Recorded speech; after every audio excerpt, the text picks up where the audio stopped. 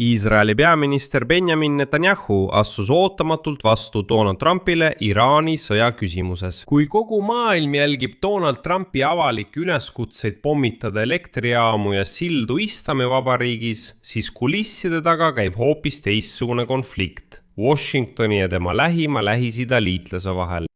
Trump nõudis telefonikõnes Netanyahult, et Iisrael alustaks kohe oma vägede väljaviimist Süüriast ja Liibanonist. Ja Netanyahu saatis ta sisuliselt pikalt, viisakalt, diplomaatiliselt, kuid sisuliselt keeldus kategooriliselt.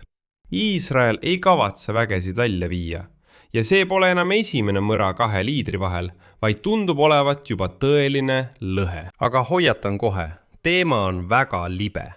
Siin on lihtne vigu teha ja pooltõdesid levitada. Seetõttu liigume täna rangelt faktide ja kinnitatud allikate järgi. Ja ma ausalt eristan seda, mis on kindlalt teada sellest, mida seni teatatakse vaid anonüümsetele allikatele viidates. Selles saates räägime täpselt sellest, mida Trump nõudis Netanyahult ja kuidas too vastas. Miks Iisraeli sõjaväärased üldse väitsid, et kuulevad sellest vestlusest esimest korda? Kuidas see on seotud sellega, et Trump valmistab praegu Iraani vastu midagi suurt ette? Ja miks kogu selle loo taustal paistavad valimised, millest sõltub mitte ainult Netanyahu karjäär, vaid ka tema isiklik vabadus? Minu nimi on Aleksei Pitši. Arutame seda teemat koos. Aga enne kui alustame, palun tellige see kanal. Läheneme 300 000 tellija piirile. Olen tänulik teie tellimuse eest. Alustame sellest, mis on kindlalt teada. Väljaanne Axios ja eriti ajakirjanik Barak Ravid, kellel on parimad allikad Iisraeli eliidis, teatas järgmist. Neljapäeval toimus Trumpi ja Netanyahu vahel telefonikõne. Sellel vestlusel ütles Trump otse Iisraeli peaministrile, et on aeg hakata vägesid Süüriast välja viima.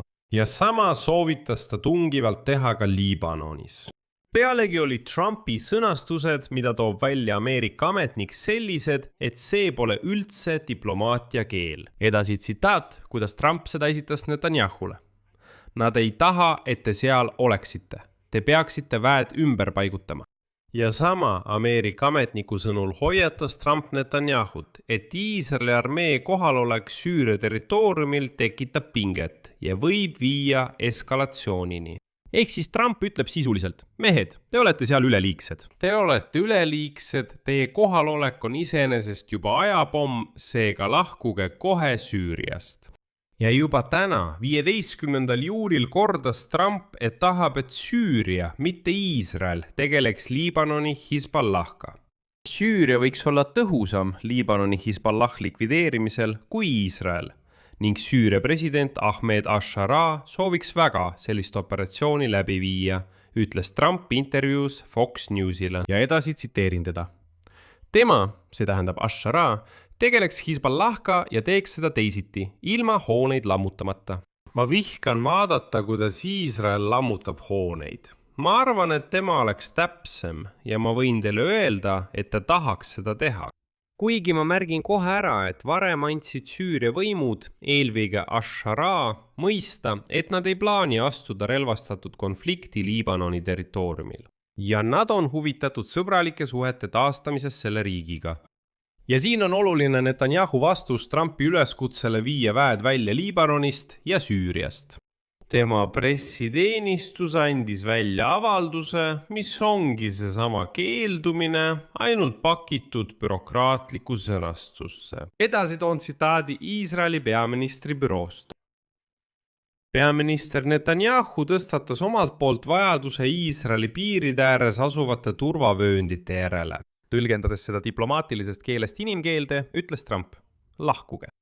Ja Netanyahu vastas, et meil on vaja turvavööndeid, ehk siis me ei lähe kuhugi. Et ei arvaks, et ma siin omavoliliselt Netanyahu sõnu tõlgendan. Kuulake, mida Netanyahu ise avalikult ja isiklikult valjuhäälselt ütles. Järgneb tema tsitaat. Meie piiridel ei toimu enam terrorirünnakuid. Me oleme loonud turvatsoonid Gaza ümber ja Gaza sees. Liibanoni ümber ja Liibanoni sees, samuti Golani kõrgendike ümber ja Süüria sees. ja ma soovitan just sellele sõnastusele tähelepanu pöörata: ümber ja sees. See tähendab ümber Liibanoni ja Liibanoni sees, ümber Golani ja Süüria sees. See on otsene, avalik ja ühemõtteline avaldus selle kohta, et Iisraeli armee asub võõral territooriumil ja kavatseb seal ka edaspidi olla. Sest sellest sõltub Iisraeli julgeolek. Just sel hetkel, kui Trump nõuab telefoni teel selle armee sealt äraviimist. Ehk siis Netanyahu ei hakanud isegi mingite suletud uste või keeruliste sõnastuste taha peitu pugema. Ta tuli välja ja kinnitas avalikult täpselt seda, mille vastu Washington on. See ongi, astus Trumpile vastu. Mitte ainult sõnades, vaid juba avalikult. Ehk siis täiesti avalikult ütleb Netanyahu: keegi ei kavatse kuskilt lahkuda. Et mõista ulatust, Tsahal ehk Iisraeli kaitsevägi kontrollib praegu reaalselt suuri alasid Lõuna-Liibanonis. Niinimetatud turvatsoon Litani jõest lõuna pool. See on mitusada ruutkilomeetrite märkimisväärsed alad Lõuna-Süürias, Golanil ja külgnevatel aladel asuva kontrolljoone taga. See, nagu te mõistate, ei ole lihtsalt paar kontrollpunkti. See on kahe naaberriigi suurte alade okupeerimine. Ja sealt Netanyahu lahkuda ei kavatsegi, aga Trumpil rikub see kõik tema Lähis-Ida plaanid ära. Nüüd üks väga oluline märkus. Selles loos on üks detail, mis sunnib sellesse ettevaatlikult suhtuma. Väljaanne Jerusalem Post teatab, viidates allikatele Iisraeli armees, et Iisraeli kaitseväe sõjaväelaste jaoks oli see Axiosi avaldus ootamatu. Nad teatasid, et ei ole teadlikud mainitud telefonikõnest Trumpi ja Netanyahu vahel ning et olukord pole kohapeal muutunud, ei Liibanonis ega Süürias. Ja et isegi selliseid arutelusid ei toimu. Mida see tähendab? Üks kahest. Kas vestlus oli nii tundlik, et sellest teadis ainult väga kitsas ring Netanyahu ümber? Ja armeed lihtsalt detailidesse ei pühendatud. Või keegi, ei hakka arvama, kes täpselt, laseb selle loo õigel hetkel välja, et avaldada Netanyahule survet ajakirjanike meedia kaudu. Mõlemad versioonid on võimalikud. Oluline on midagi muud. Trumpi survefakt leiab kaudselt kinnitust. Valge Maja keeldus seda kommenteerimast, kui Axios palus kommentaari, kuid nad ei lükanud seda infot ümber, ehk siis nad ei hakanud infot ümber lükkama. Aga diplomaatias tähendab see tavaliselt umbes järgnist. Jah, kõik oli täpselt nii, lihtsalt me ei taha sellest avalikult rääkida. Võite viidata allikatele, aga otse me seda teile ei kinnita.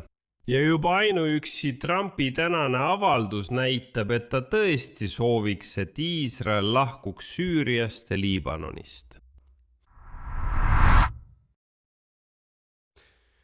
Hästi, aga kust see konflikt üldse alguse sai? Miks Trump just praegu oma liitlast Netanyahut survestab? Ja siin koondub kõik ühte sõlme. Ja see sõlm ei ole Liibanon, vaid ikkagi just Süüria. Ma selgitan kohe. Trumpi vestlus Netanyahuga toimus täpselt järgmisel päeval pärast seda, kui Donald Trump kohtus NATO tippkohtumise raames Türgis uue Süüria presidendi Ahmed al-Sharaga.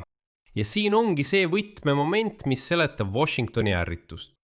Trumpi administratsioon püüdis mitu kuud saavutada uut julgeolekulepet Iisraeli ja Süüria vahel, mis näeks ette Iisraeli vägede järk-järgulist väljaviimist aladelt, mis hõivati pärast Assadi režiimi kukkumist 2024 aasta detsembris.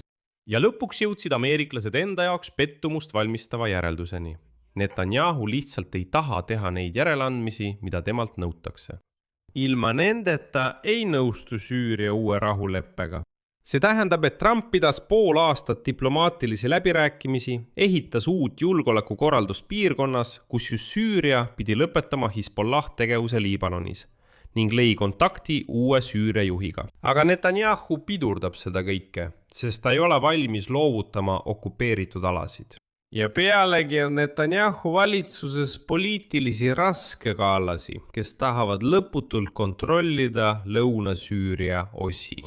Ja mõned isegi suruvad peale ideed ehitada sinna juudi asundusi, et lõplikult kindlustada kontroll nende alade üle.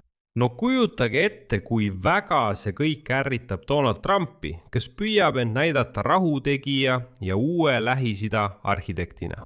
Muide, see pole sugugi nende esimene kokkupõrge sel teemal. Viimastel kuudel on Trump juba korduvalt kritiseerinud mitte ainult Netanyahud Iisraeli rünnakute eest Liibanoni vastu, vaid olevat ka eravestlustes temast pehmelt öeldes halvasti rääkinud, seades kahtluse alla tema adekvaatsuse ja terve mõistuse. Nii et praegune keeldumine pole mingi välk selgest taevast, vaid see on Trumpi ja Netanyahu suhetes kogunenud ärritus.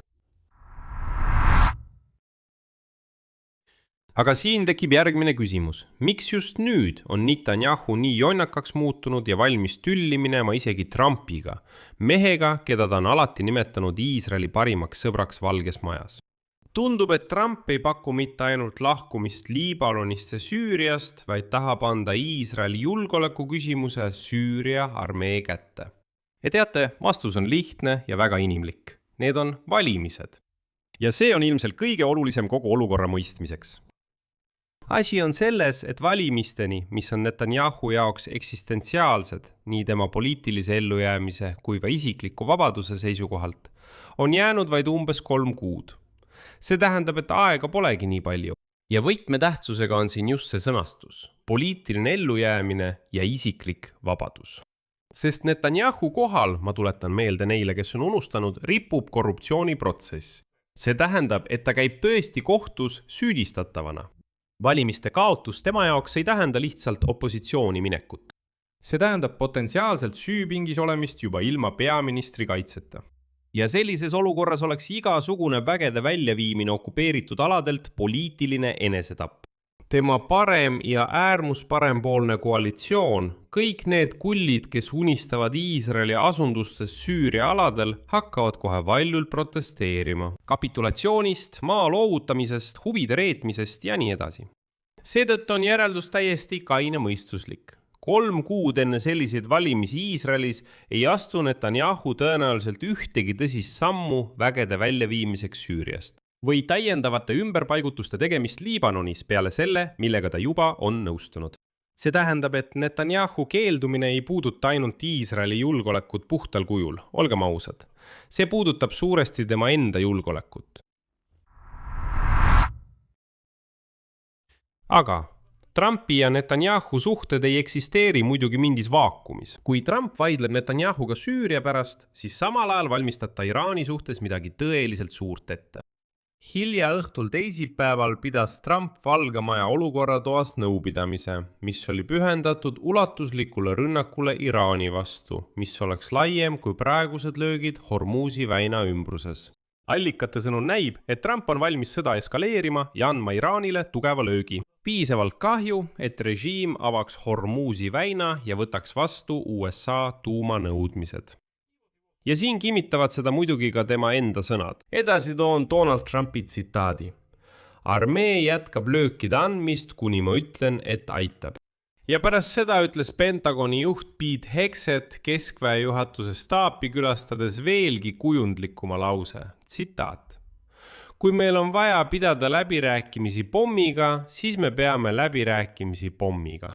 Lisaks ähvardas Donald Trump, et järgmisel nädalal, kui Teheran ei istu läbirääkimiste laua taha, hakkavad USA ründama juba elektrijaamu ja sildu. Vastuseks ähvardab Iraan sulgeda kõik piirkonna väinad ja halvata nafta ekspordi.